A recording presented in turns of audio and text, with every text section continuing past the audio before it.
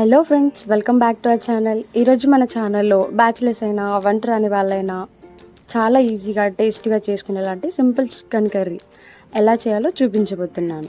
ముక్క సాఫ్ట్గా గ్రేవీ పర్ఫెక్ట్గా రావాలంటే కొన్ని టిప్స్ ఉన్నాయి. మరి ఆలస్యం చేయకుండా వీడియోలోకి వెళ్ళిపోదామా? వీడియో నచ్చినట్టయితే లైక్ చేసి సబ్స్క్రైబ్ చేసుకోండి. అండ్ ట్రై చేసి ఎలా వచ్చిందో నాకు కామెంట్లో చెప్పండి.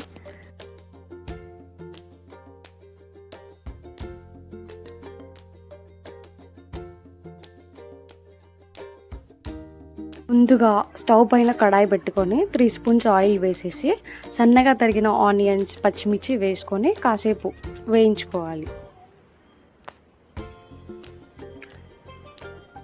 ఆనియన్స్ గోల్డెన్ కలర్ వచ్చే వరకు వేయించుకొని మనం నీట్గా కడిగి పెట్టుకున్న చికెన్ని కడాయిలో వేసుకోవాలి.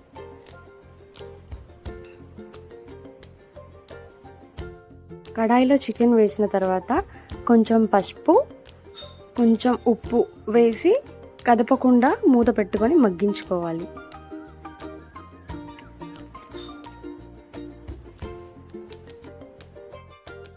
ఒక 2 మినిట్స్ తర్వాత మళ్ళీ మూత తీసి పసుపు మొత్తం అన్ని ముక్కలకి పట్టేలా నీట్గా కలుపుకోవాలి. అలా మొత్తం ఈక్వల్గా కలుపుకుంటే పసుపు అనేది మొత్తం నీట్గా స్ప్రెడ్ అయ్యిద్ది ముక్కలకి.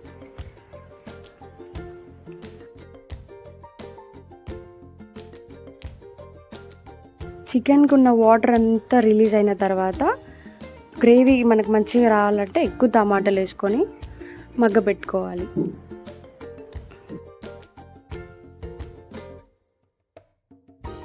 ఎక్కువ టమాటాలు వేసుకుంటే ఏంటంటే గ్రేవీ మనకు ఎక్కువ వచ్చింది అన్నమాట. అప్పుడు మూత పెట్టుకొని ఇంకా మగ్గించాలి.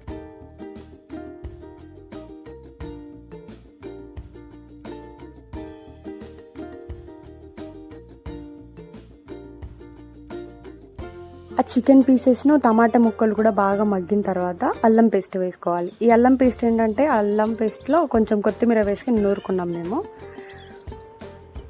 మీకు ఇలా కాలిస్తే ఇలా, లేదంటే మామూలుగా అల్లం పేస్ట్ వేసుకొని కూడా కలుపుకోవచ్చు.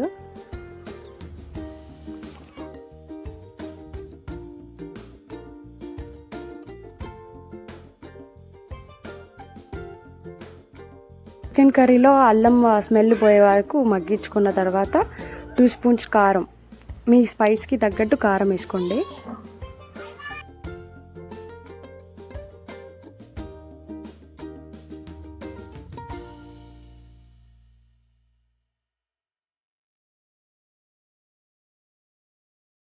చికెన్ ముక్కలకి కారం పట్టిన తర్వాత 1/2 స్పూన్ గరం మసాలా కూడా వేసుకొని కొంచెం కలపండి. అలాగే సన్నగా తరిగి పెట్టిన కొత్తిమీరను కూడా చికెన్ పైన గార్నిష్ చేసుకోండి.